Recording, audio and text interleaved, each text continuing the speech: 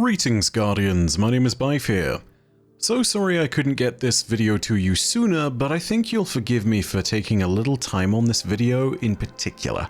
It's not often that we get lore that rewrites an entire story for some pretty major background characters in the lore and has a huge potential implication for things that have lasted for the entire history of the city. So yeah, here we are. Today is just one of those days. And today we're talking about the latest entry in the Veil Containment lore series, and the fact that it raises major story implications for Maya Sundaresh, Lakshmi II, the Future War Cult, the Ishtar Collective, and the Veil. So, on that note of the Veil, let's start with the place we really need to begin. Little PSA. Go to Neomuna. If you are interested in the story, go ahead and check the bottom left corner of the map. All the Veil Containment lore can be accessed through there. You have a node, you can listen to it all at once, it'll get you caught up, you can sit there back to back and just allow it to repeat the logs to you. I haven't spoken about it thus far, but man, I'm gonna say this now, this should be more visible. Like, I get that it's actually in the Veil Containment building, but maybe put it closer to where you can actually see it. Something a little closer to maybe the, I don't know, one of the main areas that's actually getting used for activities on the regular basis. You know, maybe put this next to one of the bits where terminal overload can be contacted and used every single day. I don't know, that's just an idea. All that being said, this latest entry totally blows all of the lore that we knew about some characters out of the water. Take a listen. Chioma Essie. Research log. Lakshmi II.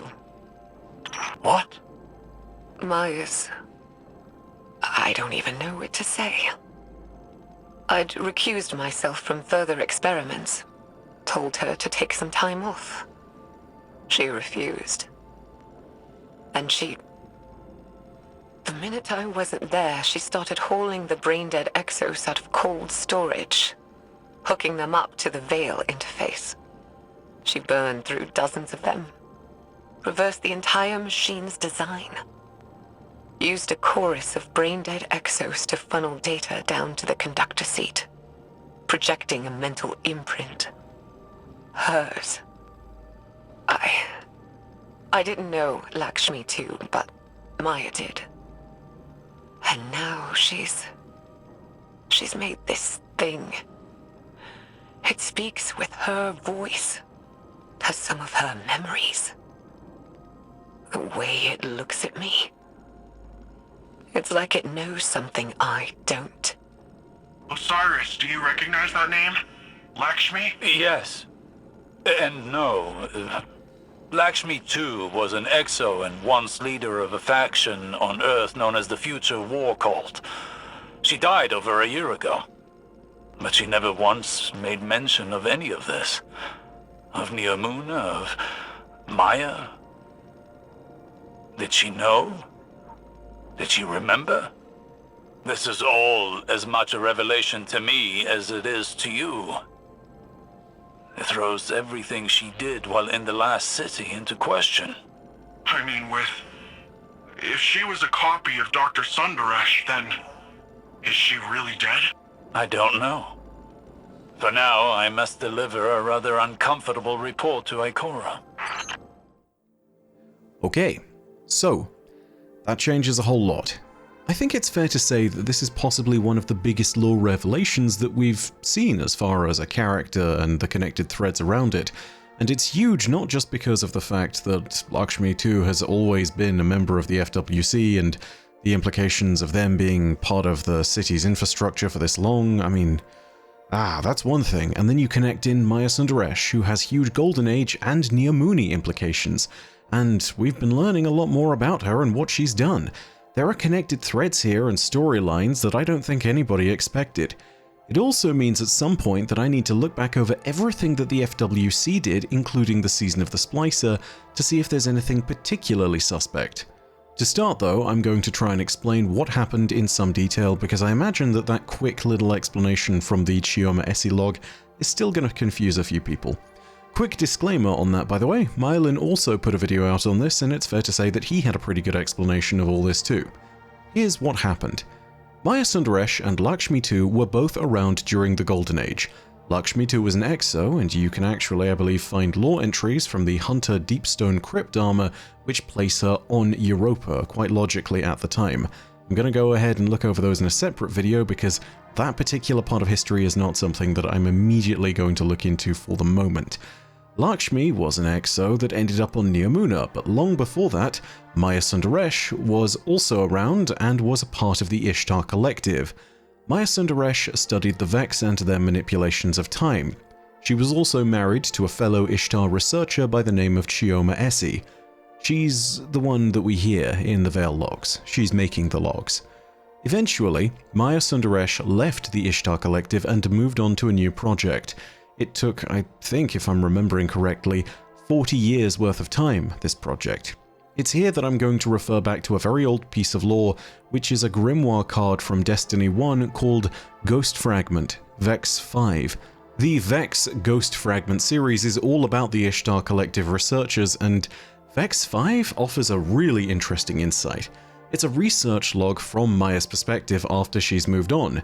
It tells us that at some point during the Golden Age, she moved to a private research lab and worked on creating a device of some sort. The device allowed the user to potentially get a glimpse into the future in a similar manner to the Vex, and one using a Vex Gate. I'll read the grimoire card containing all the notes on that later in the video because it contains important glimpses, but for now, suffice to say that after a long time span, this project was something that Maya Sundaresh resented. It kept her apart from her wife, and ultimately that meant that she returned to Chioma because she missed her too much. Leaving the log that she made behind was necessary for the project's security, but she asked others, including other project members, to continue the log. Crucially, as she leaves that last log behind, there is a telling sentence at the very end of it. It says, "Maybe it'll become a tradition. The gospel of our little cult."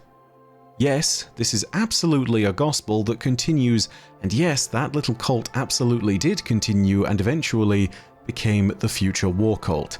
But we're some ways off of that for the moment. For now, we have all our characters, well, 2 characters in place. Maya rejoins Chioma, and they both end up alongside Lakshmi 2 and the other exos on the Exodus Indigo, which eventually lands on Neptune and forms Neomuna. So now all 3 of our characters are in the same place. They find the Veil here. During the early times researching the Veil, Lakshmi 2 and the other exos die. And yes, I'm pretty sure this is Lakshmi 2, not Lakshmi 1, because Chioma says the following. I didn't know Lakshmi 2, but Maya did. Again, keynote, I didn't know Lakshmi 2. Lakshmi 2 was the one that had died.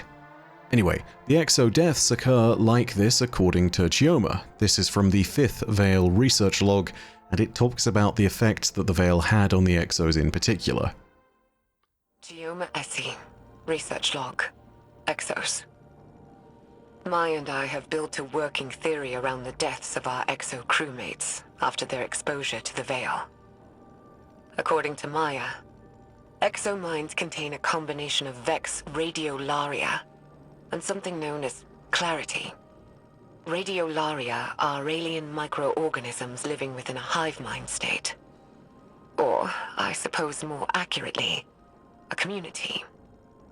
Clarity is, Maya described it as a paracausal power derived from an alien artifact.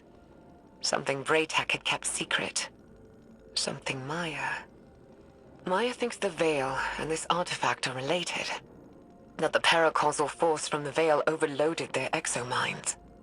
Unraveled them. It's like taking a powerful magnet to an archaic magnetic storage device. Full erasure. But Maya, she thinks we can reverse engineer this phenomenon. Use it to write data to a clarity-infused object. Fabricate consciousness. Scientifically, the process seems sound, but morally... So the exos died, but Maya worked to take some of those dead exos and worked to reverse engineer the effect of the Veil. Eventually, she was actually able to do that, and she got a chorus of brain-dead exos to funnel data towards a conductor seat. This is one of those first few seats which is used now as the interface with the Cloud Ark that the citizens of Neomuna use. At least that's what this seems to imply. All of that being said, we then also saw something more, which was that there was a consciousness imprinted upon the subject within the conductor seat. The consciousness imprinted was namely that of Maya Sundaresh. From that moment on, Lakshmi 2 arose. However, this Lakshmi 2 also contained the memories of Maya Sundaresh. We'll call this Lakshmi 2.1 for the moment.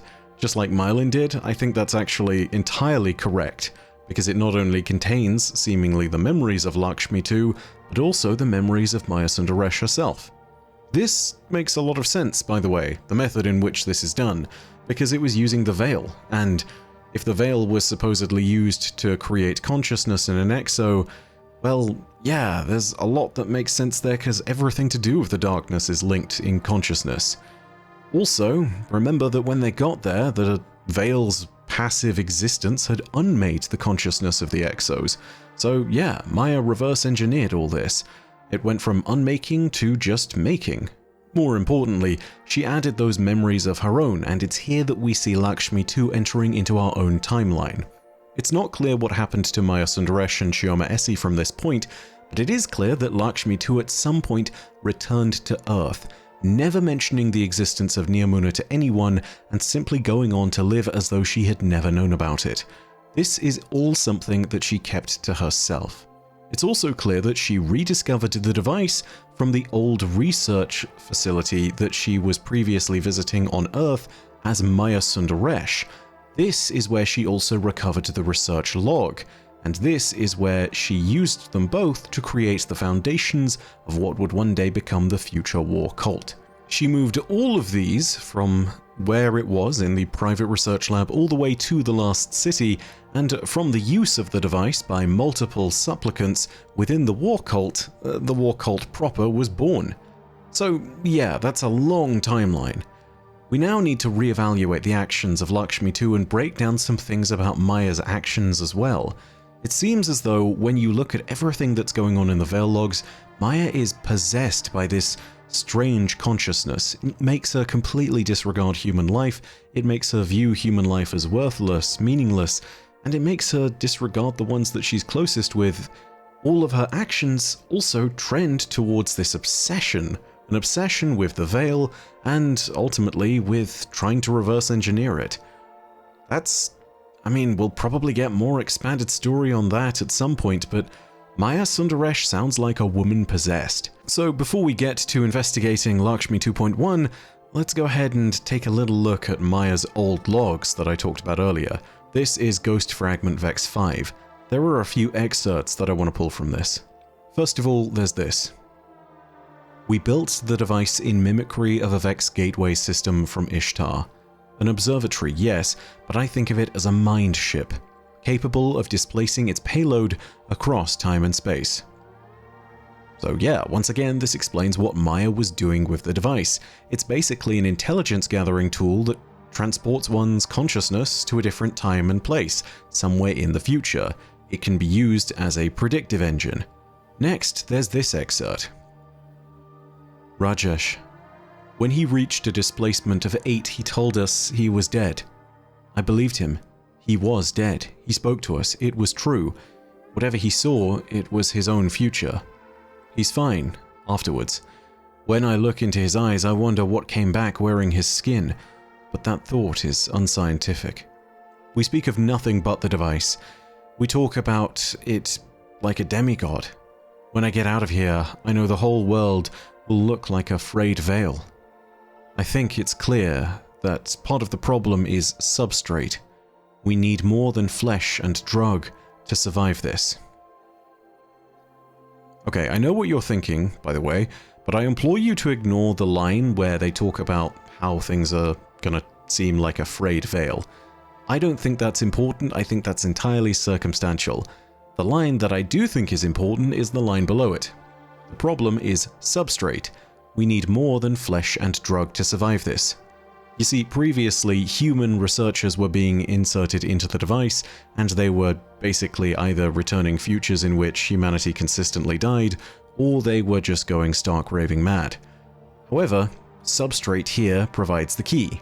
You see, substrate in this context means the thing that life is based on or moves across. In this case, I believe that means that Maya is talking about skin and blood.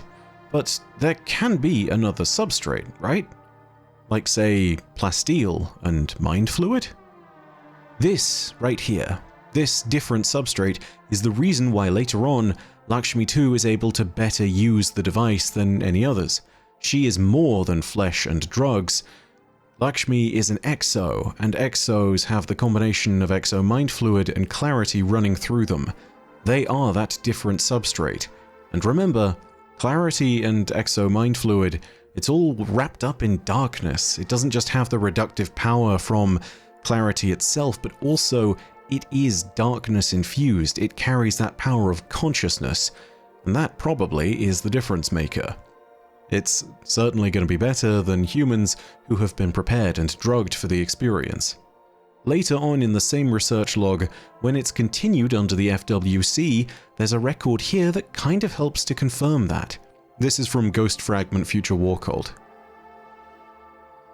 47 human subjects. 11 report timelines in which the darkness has already prevailed. 13 report timelines in which the city has fallen. 23 babbled madness. Hopeless. Trapped. No wonder the device was abandoned. The human mind is too weak for it. Too weak to look into the future, or to understand what it sees. What the situation calls for, little ghost, is a better sort of witness. I implore you to once again forget the word witness in that last little bit. I know I've done that twice now, but I promise it's likely to have no consequence.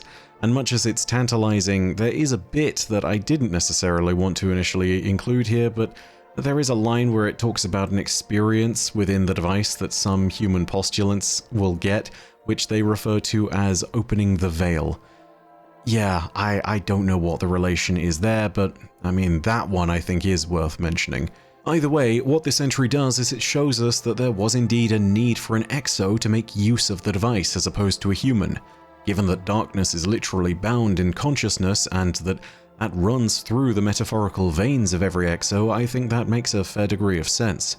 With all that said, what else do we know about Lakshmi's timeline? Well, we know that the Lakshmi we met in the Lost City is Lakshmi 2.1, the Lakshmi that left Neomuna at some point. From there, we also know that she returned to Earth at some point before the fallen House of Devils burned Golden Age London to the ground. She has idle dialogue within Destiny 1 that says that she was there. Aside from that, there are some other bits of significance to talk about as well. So here's something interesting. Let's go through Lakshmi's old idle dialogue, and let's make some notes. First of all, from Destiny 2, we have a little parallel here. Take a listen to these two lines. Chioma OC. Research log. Veil interface. Supplemental. They're all dead. Chorus. Conductor. Everyone. It was too much. Swept their minds away like grains of sand on a beach. They're all dead. Maya called it valuable data points. Wellsprings and rivers are... Tell me what I can do for you, Guardian.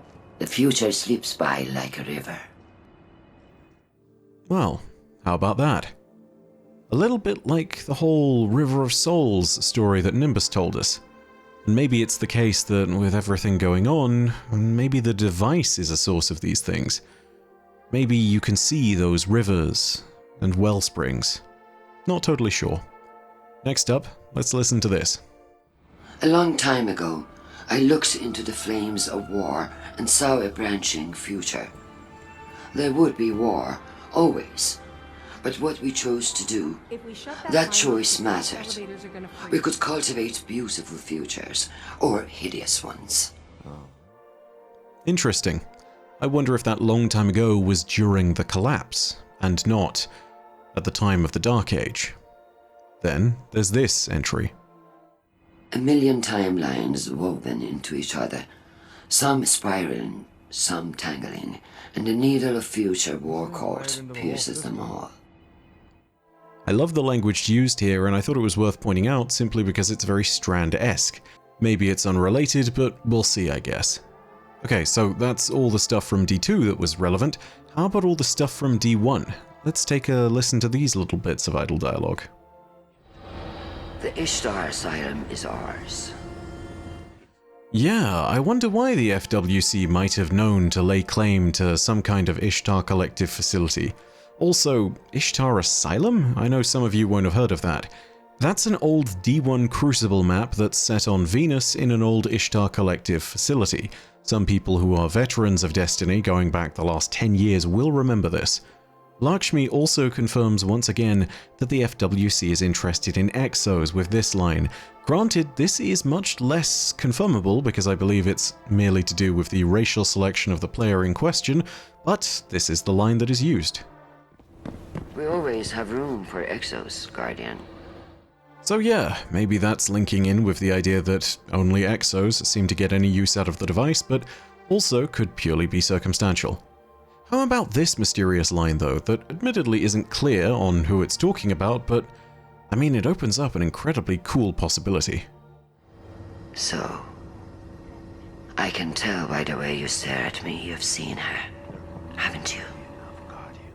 So yeah, who's the she that Lakshmi 2 is talking about here?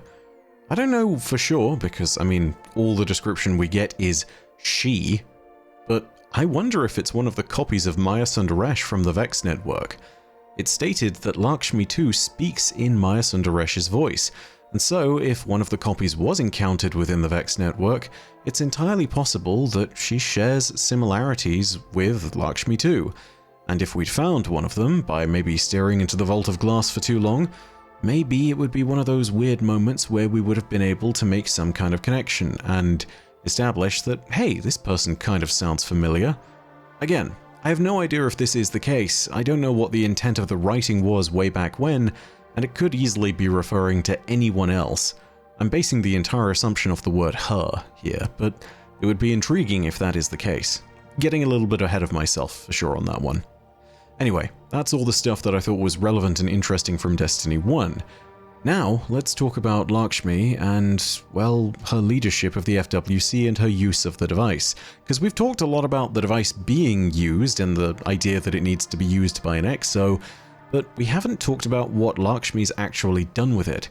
You see, back in the day, Lakshmi was using the device all the time, and she used it with one thing in mind, those intelligence-gathering possibilities. She used her mind and a technique called mind forking, which is not explained at all within the universe of Destiny, in order to gain glimpses into the possible futures that might befall the Last City.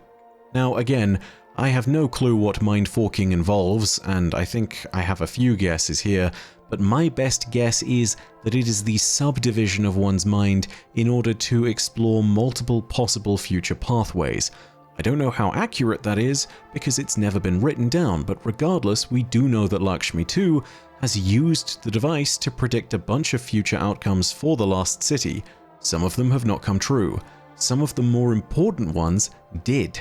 Famously, Lakshmi 2 was able to predict the invasion of Gaul and the Red Legion, and was able to respond to them in a manner that was prepared instead of reactive. Whilst the FWC had already prepared to get its people out and was ready with supplies and help, their counterparts within the new monarchy and Dead Orbit were scrambling their fleets, making sure their assets were even still alive. These are some of the big differences in the response to the Red War and the invasion of Gaul by the factions, and it was all done thanks to Lakshmi and her vision of the future. They were able to prepare for this.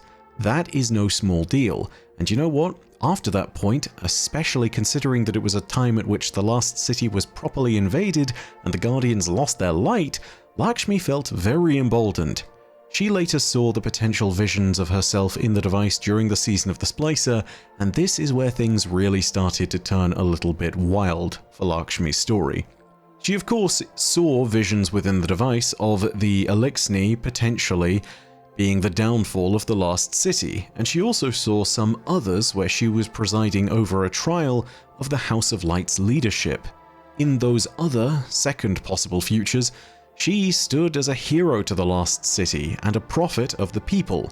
Of course, this all had a glimpse of power to it, and at the time being, Lakshmi was using the differences between the people of the city that already existed there and the new residents from the House of Light as a means of driving a wedge between everyone, a wedge that she would be able to exploit for political leverage so that she might rule over the lost city and overthrow the Vanguard. The device is the only reason that she even saw some of those possible futures, but we also know now that a lot of that is partly due to the corruption of Savathun and the temptation of power. It's very likely that Savathun helped to set up those dominoes, even if she didn't necessarily influence the visions from the device, and I'm not putting that outside of the possibility either. However, knowing all of this and keeping in mind that for the whole time, this version of Lakshmi, Lakshmi 2.1, has known about the secret city of Neomuna and has told absolutely no one, it just highlights how much of a political monster she really is. She was willing to use an entire people who were very much at risk as refugees in order to gain political leverage, and using that leverage, she was going to overthrow immortal god-slaying Guardian leadership in a coup that was civilian that maybe she was trying to do with the assistance of Saint 14 if he had agreed. Man, she's a real political monster. Anyway, the full series of revelations about Lakshmi 2 right now is still unfolding and isn't clear, but I think it's possible that we'll see a lot more explanation of this particular topic as time goes on. This revelation isn't nothing. It will have further consequences, and I think that Lakshmi 2 herself being resurrected and being given the memories of Maya Sundaresh is going to matter for a whole variety of other reasons. Expect further Veil containment weeks to give us more info on this in particular. But for now, that is all. If you enjoyed the video or you found it interesting, go ahead and leave a like, and if you have your own thoughts, leave them down below in the comments. I imagine this video will be on fire with commentary. I don't know what's going on, but right now there are tons of theories that you could throw out there, all of which could potentially be true. So let me know what you think. Right now we have no truly solid basis on a bunch of the implications for all of this, but I'd love to know what you guys think. Also, if you want more Destiny content, go ahead and hit subscribe and the bell next to subscribe to turn on those email notifications. But as per usual, know that your viewership, as always, is quite enough for me, and that in the meantime, my name is Byf. Rhodacia ad Astra. I'll see you, Starside.